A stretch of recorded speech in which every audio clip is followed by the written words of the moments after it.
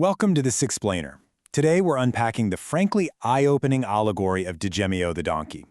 We're going to use this story to really get into the weeds of a dangerous trap, people-pleasing, selfless overextension, and what self-worth actually means. If you've ever felt like you're just constantly giving, running on fumes, only to find the tank completely empty when you need a hand, well, this analysis is going to hit close to home for sure. Okay, let's jump right into the breaking point here. Picture this visceral moment. Dio physically collapses in the dirt. And he isn't just, tired after a long day. He is entirely consumed by hunger and this unrelenting fatigue that's just settled deep into his bones. He has literally worked himself into the ground. But here's the absolute kicker, the truly heartbreaking part. As he's lying there, totally spent, he looks around and realizes the valley animals, the ones he spent his whole life serving, are offering him zero care in return. None. They're just completely ignoring him in his most vulnerable moment. So how did Degemmio reach this devastatingly lonely place? To figure that out, we have to flash back and ask a really uncomfortable question about unchecked generosity. Is your kindness actually your biggest weakness? Now, from day one, we're taught kindness is a virtue, right? It's something we should always strive for. But as we'll see with Degemmio's journey, when kindness gets completely separated from basic self-respect, it morphs. It stops being a gift and actually becomes this dangerous weapon you're inadvertently turning on yourself. And that brings us straight to the root cause of his collapse. You see, Degemmio didn't just accidentally overbook his schedule one week, he fell into a deeply toxic trap that, let's be honest, a lot of us know way too well. He operated under this fundamentally flawed core belief. He genuinely thought his kindness was his superpower, but, and here's the catch, he assumed this superpower required endless self-sacrifice. He basically believed his entire worth in the valley depended entirely on giving himself away.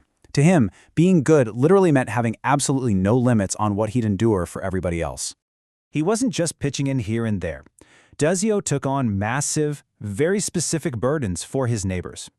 Every single day he's hauling incredibly heavy wood for the horse. He's dragging this deadweight cart for the goat.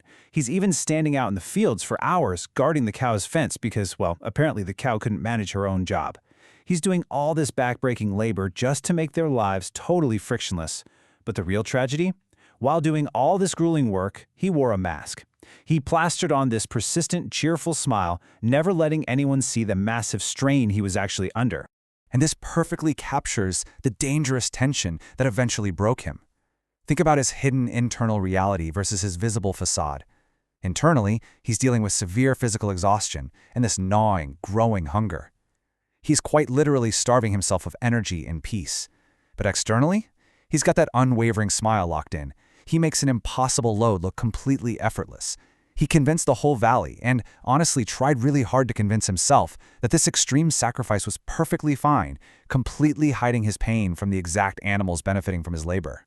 So, flashing back to that grim moment in the dust, we see the chilling reality of his life's work. First, total physical failure. His body just completely shut down after running on empty for so long.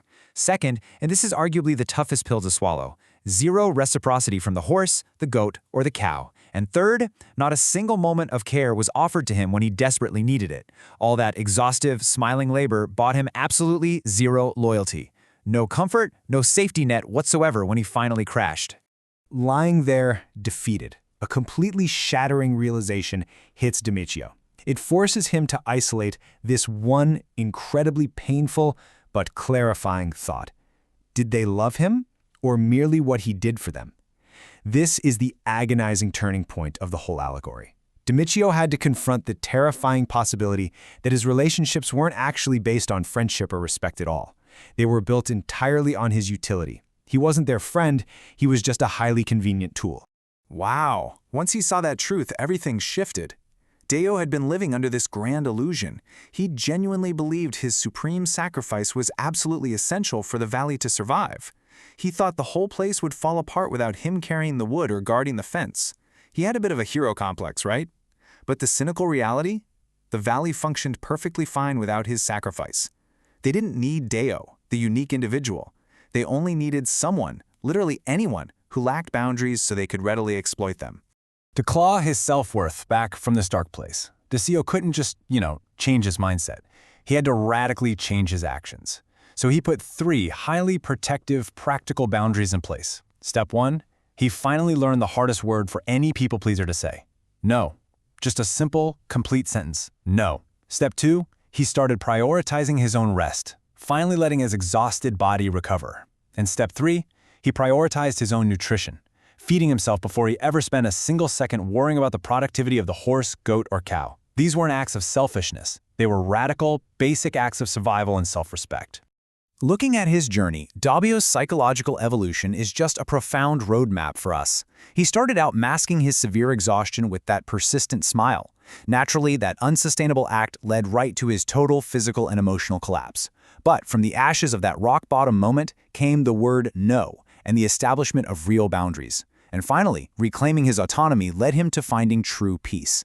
He went from a masked, burnt-out laborer desperately seeking validation to a grounded individual who finally chose himself.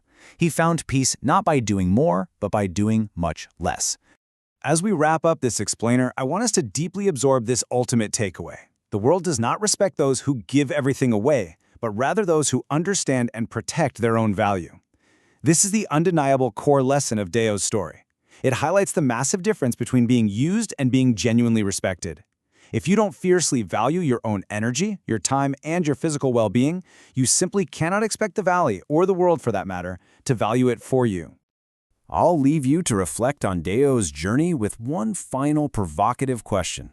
Whose fences are you still guarding today? Think about the heavy loads you're carrying for others, the deadweight carts you pull, the wood you haul just to make someone else's life a little easier. At what cost to your own value and health are you doing it? It might just be time to stop smiling through the pain, start prioritizing your rest, and finally embrace the absolute power of the word no. Thanks for joining me for this explainer, and I truly hope this helps you protect your own valley.